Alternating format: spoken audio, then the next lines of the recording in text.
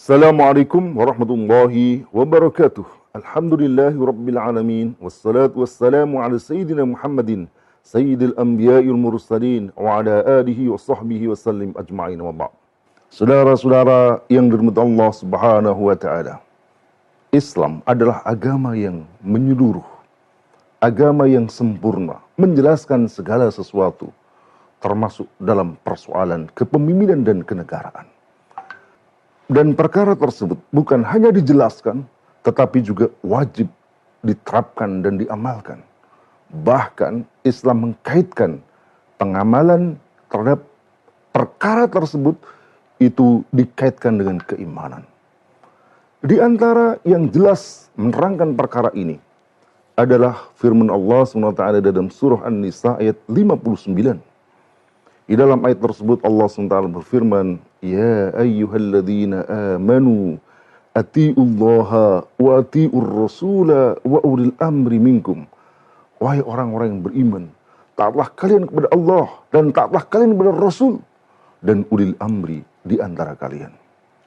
Saudara-saudara yang dirahmati Allah SWT, ayat ini memerintahkan kepada umat Islam untuk taat kepada Allah.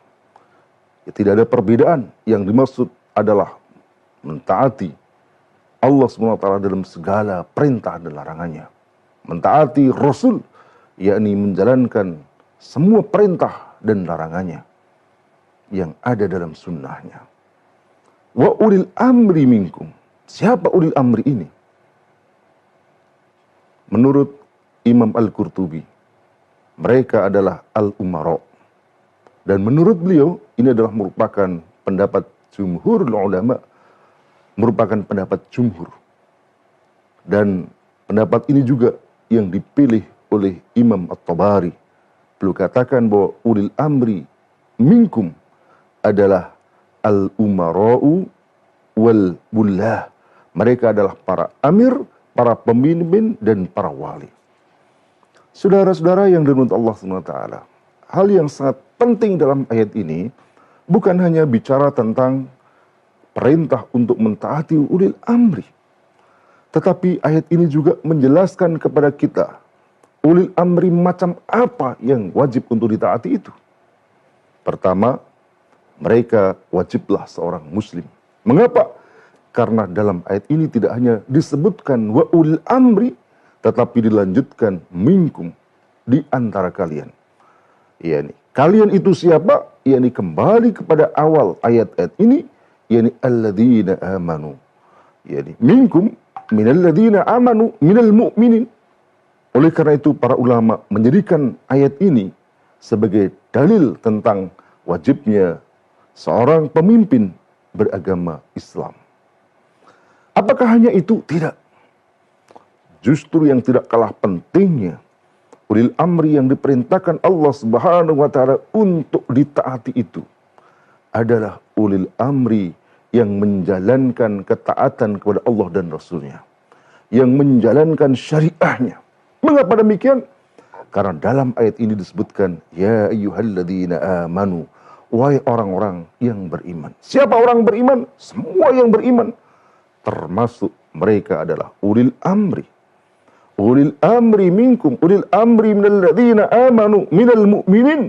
Mereka diseru pula dalam ayat ini untuk ati'ullaha wa ati'ur rasula, untuk taat kepada Allah dan taat kepada Rasulnya, untuk menjalankan syariahnya. Maka kepemimpinan yang dimaksud oleh ayat ini untuk ditaati bukan sekadar pemimpin, tetapi pemimpin yang menjalankan syariah. Bahkan apabila dia memerintahkan yang bertentangan dengan syariah, wajib untuk diingkari. Nabi sallallahu alaihi wasallam bersabda, La ta'ata li makhlukin fi maksiatil khaliq. Tidak boleh ada ketaatan dalam maksiat kepada al-khaliq. Oleh karena itu, Imam Asy-Syaukani lebih jelas mengatakan bahwa wa ulil amri minkum, ulil amri minkum, yang wajib ditaati itu adalah al-a'immah was-salatin wal-qudah wa kullu man kanat lahu wilayah syar'iyyah wala wilayah taghutiyah.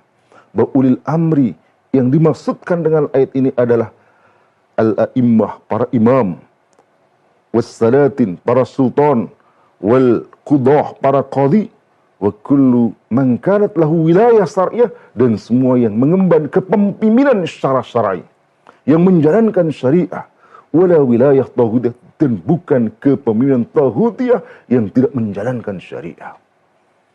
Apa yang dijelaskan oleh Imam Syaukani ini menjadi lebih jelas lagi ketika kita baca kelanjutan ayat ini. Dalam ayat ini kemudian disebutkan fa in tanaza'tum, apabila kalian berselisih. Siapa yang dimaksudnya? Menurut Imam At-Tabari, yakni antum fima bainakum. Apabila kamu dan sesama kalian, au antum wa ulatu amrikum, yaitu kamu dengan para ulil amri, para pemimpin kalian, pemegang kekuasaan kalian.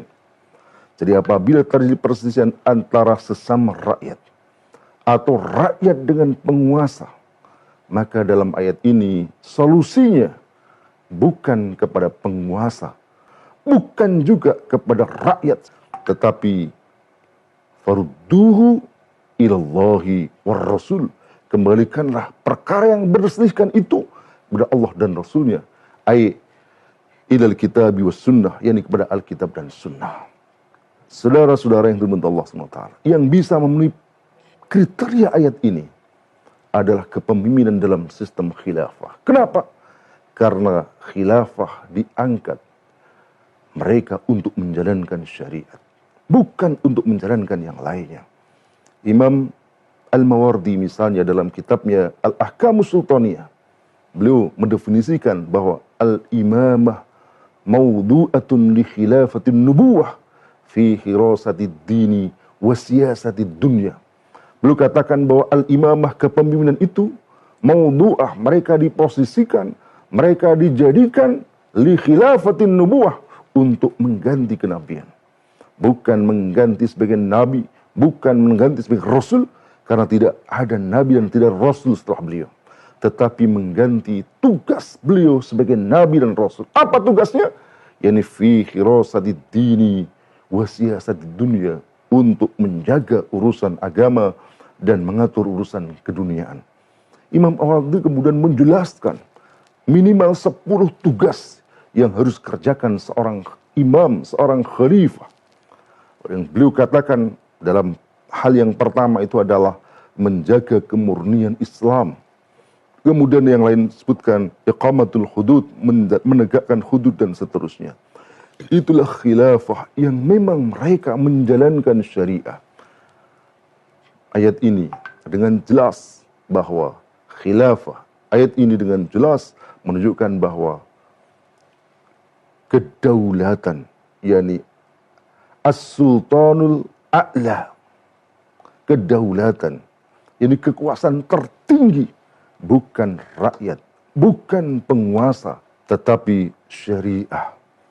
Artinya rakyat dan pemimpin wajib tunduk pada segala ketentuan syariat.